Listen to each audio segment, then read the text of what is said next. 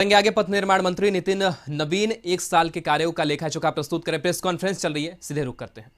तो चर्चा करते थे जेपी गंगा पथ परियोजना,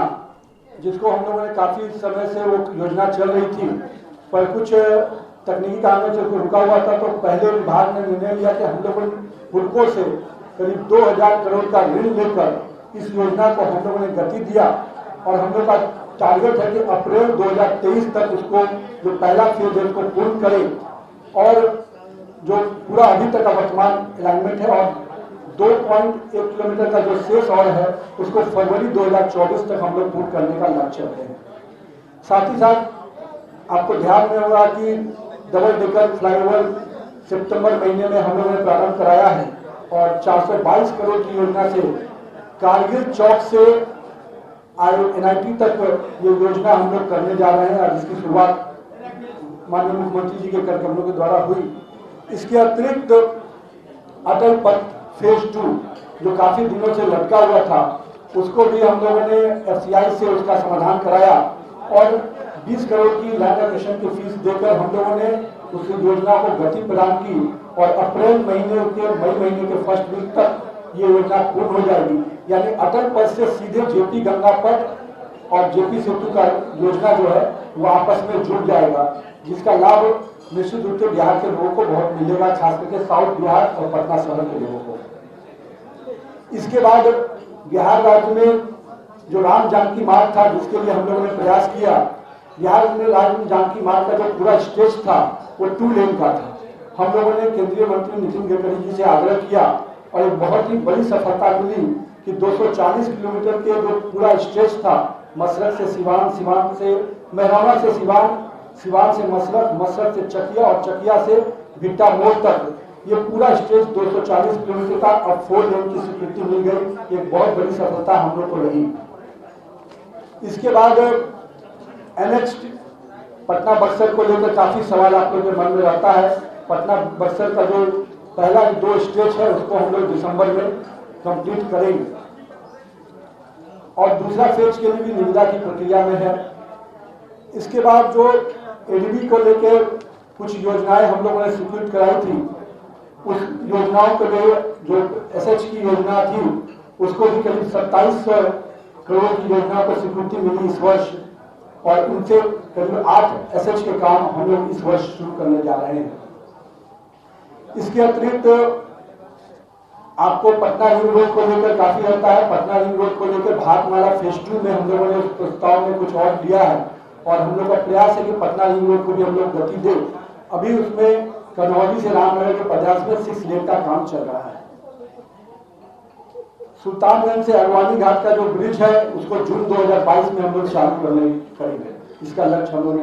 देखिए मैं आपको उन चीजों को जानता हूँ कि पिछले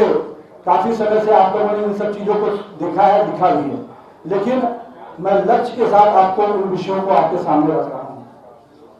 OPRC पॉलिसी में जो हम लोगों ने करीब 13,000 किलोमीटर का हम लोग पद्यांश का मेंटेनेंस करते हैं, उसमें इस वर्ष हम लोगों ने करीब 1600 किलोमीटर में PM का काम कराया, यानी सतही नवीकरण का काम कराया। करीब ये बड़ी योजना जो मेंटेनेंस की बिहार में सड़कों का जो मेंटेनेंस हम लोग देखते हैं उसको हमेशा हम लोग मेंटेन रखने के लिए इस योजना का लाभ लेते हैं। साथ ही साथ सिडबी के तहत 200 करोड़ की ऋण हम लोगों ने ROB के लिए दिया है, मिल गई है। बहुत जल्द हम लोग उसके लिए निविदा की प्रक्रिया में आगे बढ़ेंगे। सुलभ संपत्ता पर जो माननीय मुख्यमंत्री जी की लगातार सोच रही है कि कैसे हम 5 घंटे में बिहार के अंदर आवागमन को पटना तक पहुंचाएं, उसमें कई बार हम लोगों ने देखा था कि कनेक्टिविटी में जो शहर गुजरते हैं वहां पर बाईपास में हमको दिक्कत आ रही थी। तो करीब 500 करोड़ की योजना से 85 किलोमीटर का हम लोग सुलभ संपत्ता 14 बाईपास इसी वर्ष ले रहे हैं। इसके बाद बक्सर से पूर्वांचल एक्सप्रेस को जोड़ने का योजना एक बहुत ही महत्वपूर्ण योजना था और बक्सर से पूर्वांचल के लिए हम लोग लगातार केंद्र सरकार से आग्रह कर रहे थे। तो 17 किलोमीटर का मार्ग रेखन भरौलिया से हदरिया तक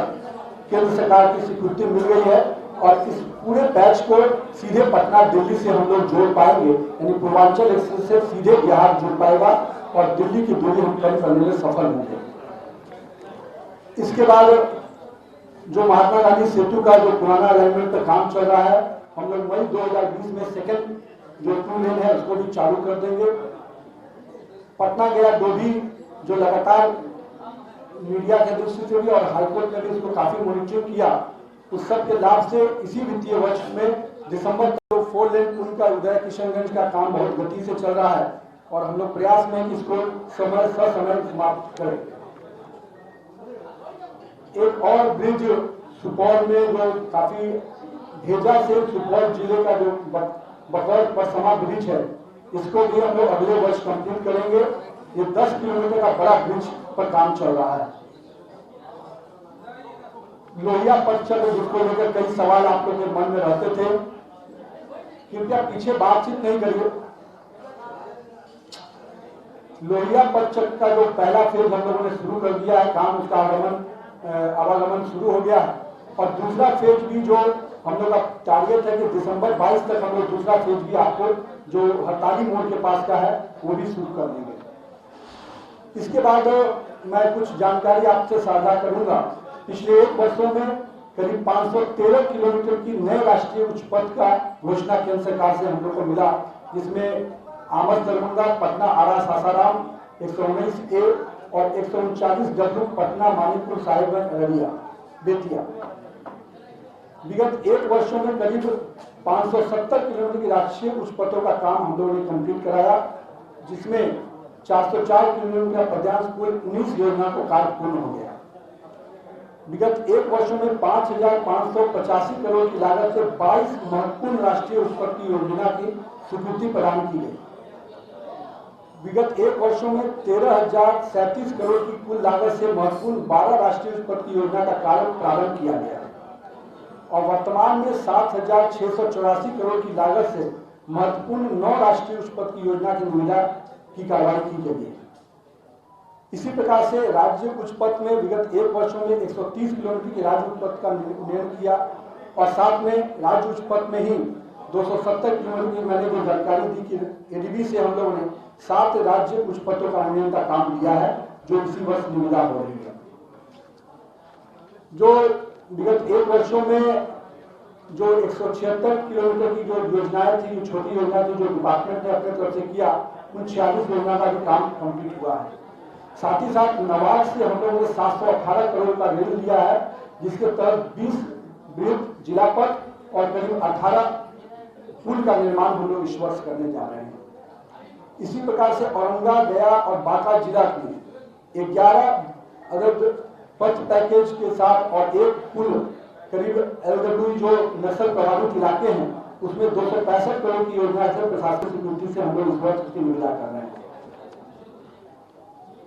CISF से CIRIF से हम लोग एक बहुत बड़ी योजना जिसका जानकारी आप लोग को होगा कि रोहतास से सीधे सोन नदी से पंडुका पुल को जोड़ने का जो योजना था, उसकी हम लोग पंडुका पुल के जोड़ने की 210 करोड़ की योजना का टेंडर हो चुका है। बहुत जल्द इसके कार्य को हम लोग प्रारंभ करेंगे। इससे झारखंड को हम लोग सीधे जोड़ने में सफल होंगे। इसी प्रकार से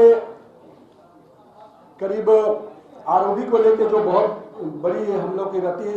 चिंता रहती है बिहार में, तो आरओबी के क्षेत्र में 1 वर्ष में हम लोगों ने 785 करोड़ की लागत से कुल 12 आरओबी के निर्माण की स्वीकृति प्रदान की है, जिसमें राज्य अंश करीब 463 करोड़ को होगा,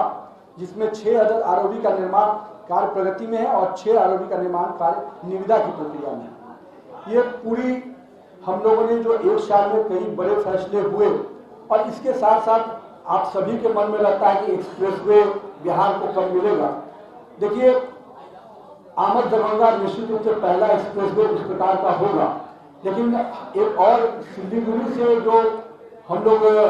गोरखपुर का जो अलाइनमेंट केंद्र सरकार ने अप्रूव किया है, उसमें महत्वपूर्ण विषय है कि सबसे अधिक उसका बड़ा पैच करीब 400 किलोमीटर का बड़ा पैच बिहार से गुजरेगा, जिसका लाभ सीधे बिहार को मिलने जा रहा है। और वो जो इलाके हैं वो पूरी तरह से बाढ़ प्रोन इलाके हैं, मतलब